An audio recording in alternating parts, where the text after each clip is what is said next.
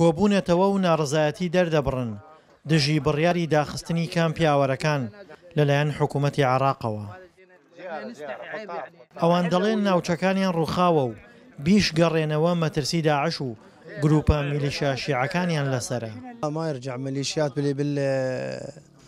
هێزە میلیشیەکان لە ناوچەکانمان دەرنەچوون، ڕێگە نادەن کەس بگەڕێتەوە. جارێک میلیشیەکان 1500 کەسیان بە ناوی سپاوە برد، تا ئێستا چارەنووسیان نادیارە، تا ئێستا کەس ناتوانێت بڕواتەوە ناوچەکانمان. ناوچەکانمان ئارام نییە، تا ئێستا حەزبوڵڵا تێدایە، ناتوانین بگەڕێنەوە. داوا لە سەرۆکوەزیران دەکەین کەمێک هاوکاریمان بکات. ناوچەکەمان جۆرف سەخەر لە ساڵی 2014ەوە ئازاد کراوە. ئێمە ئاوارەین، خۆمان و خێزانەکانمان وێران بووین.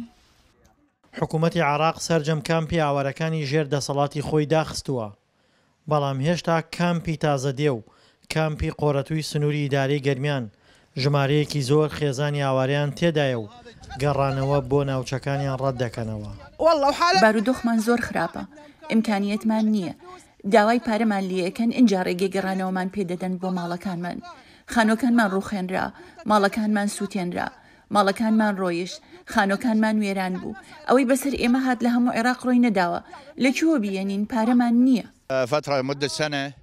ساڵێک لەمە بەرتورستانی داعش کوڕەکەمیان ڕەفان. 5 کاتژمێر دیار نەما و هێزە ئەمنیەکانمان ئاگادار کردەوە. دواتر کوڕەکان بە گریان گەڕایەوە، وتم ها باوکە چ ڕوویداوە؟ وتی هەڕەشان لێکردم و پیان وتوم ئەمڕوو باوکت و خێزانەکەدان سەردەبڕین. وتم بۆ سەرمان دەمڕن؟ وتو بیان لەبەرەوەی باوکت سەر بە هێزە ئەمنیەکانە، بۆیە هەڕشەی کوشتینیان لە کوڕەکەم و خێزانەکەم کرد. هیچ شوێنێکی ترم نەبوو، بۆیە جارێکتر گەڕامەوە بۆ هەرێم. بەشێکی زۆری ئاوارەی نێو کامپەکانی سنووری ئیدارەی گەرمیان خەڵکی ناوچەی جورف سەخرن. ئەو ناوچەی هێزە شیعەکان بە تەواوەتی ڕووخاندویانە و کردویانەتە ناوچەی سەربازی داخراو.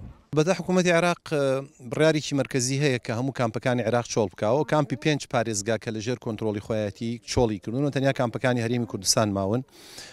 لە پەیوەندی بەو چۆڵکردانەیە هەندێک داتا هەن کە لای ئێمن. ئەلبەتە لێرە لە کوردستان ئێمە وەزیری کۆچ کۆچبەران بەڕاستەخۆ داوای کرد کە لە سەرەتایە لە ماوەی چەند ڕۆژێکە کامپی قۆرەت و چۆڵ بکەین. ئێمەوەمان ڕەت کردەوە، وتمان بە هیچ جۆرێک ڕێگە بە چۆڵکردنی و کەمپانە نادەین، بەختیاری نەبێ، بە جۆرێک نەبێت کە خەڵکەکە بۆ خۆیان بگەڕێنەوە یان بۆ خۆیان بیانەوێت کامپەکە جێبێ. کامپی ئاوارەکان لە ناوەڕاستی ساڵی 2014ەوە کراونەتەوە و ئاوارەی عەرەبیان تێدا نیشتەجێ کراوە.